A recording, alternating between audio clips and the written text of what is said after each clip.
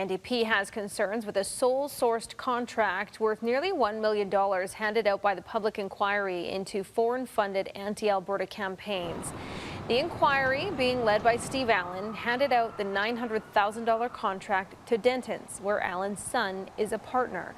NDP MLA Heather Sweet would like Alberta's Ethics Commissioner to look into whether there is a conflict of interest here. He's a partner in this firm, which means he gets any type of financial benefit from any contracts or services that are provided on behalf of his firm. In a statement, Minister Doug Schweitzer's press secretary said it is our understanding that Toby Allen, a lawyer in a different department, is not involved in any way with work being done for the inquiry. It goes on to say large law firms are regularly required to construct ethical walls between clients in order to ensure no conflicts of interest, and we would assume it would be followed in this case, if necessary. This is where we bring in Danielle Smith from Global News Radio 770 CHQR. To continue the conversation, where are you going with this one, Danielle? You think it would just be, to be safe, you would just pick someone that doesn't have anyone involved. Exactly. That's exactly what you would do. I'm thinking back, I'm trying to remember if there were any expense scandals in the Notley era. And I'm coming up dry. I'm thinking, no, they tried to get a handle on all of this. And now we've got three things back to back. You've got the $17,000 private flight of premiers to get to Saskatchewan that the premier says, I'd do it again, and I will do it again.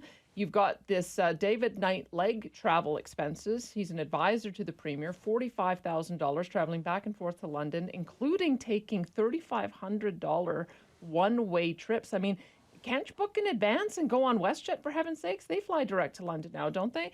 And then, of course, finally, this one with a sole source contract to the firm of the person running the public inquiry.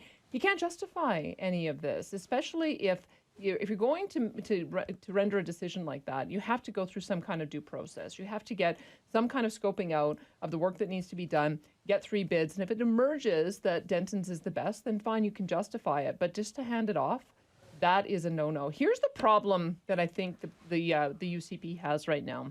They're giving the impression that they're bringing in all the social conservative aspects from the Wild Rose, especially with this new bill being put forward by a private member on conscience rights, dredging up all of those contentious moral issues, at the same time as it doesn't look like they've stamped out the entitlement culture of the progressive conservatives. It's looking, as one of my colleagues said, like they're bringing together the worst aspects of both of those two parties. Now, it's early days. They still have the ability to correct this, but they're not going to correct it if all they do is trot out excuse makers. Yeah, but.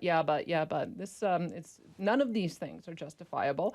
They need a higher level of accountability based on the past of the progressive conservatives. Nobody wants to think like we're going back to those bad old days. And so they're not starting off well, and they deserve to, if they're getting criticized by their own members, they deserve it. Okay, fair enough. You can listen to more of this on Danielle's show today starting at 9:30 on 770 CHQR. Thanks, Danielle. Have a great weekend.